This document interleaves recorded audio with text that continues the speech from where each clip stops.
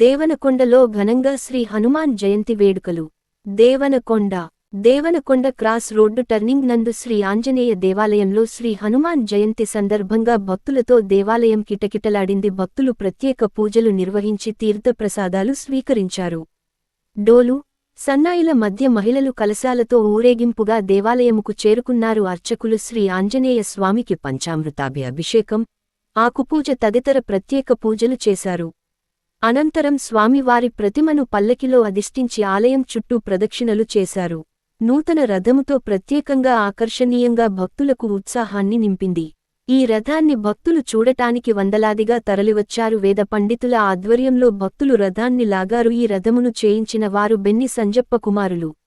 రథాన్ని తయారు చేసిన వారు జిల్లా బుడగల పుల్లయ్య ఆచారి మనవాళ్లు శ్రీనివాసాచారి. ఈ రథముకు ఖర్చు 8 లక్షల రూపాయలు ఖర్చు అయిందని తెలియజేశారు.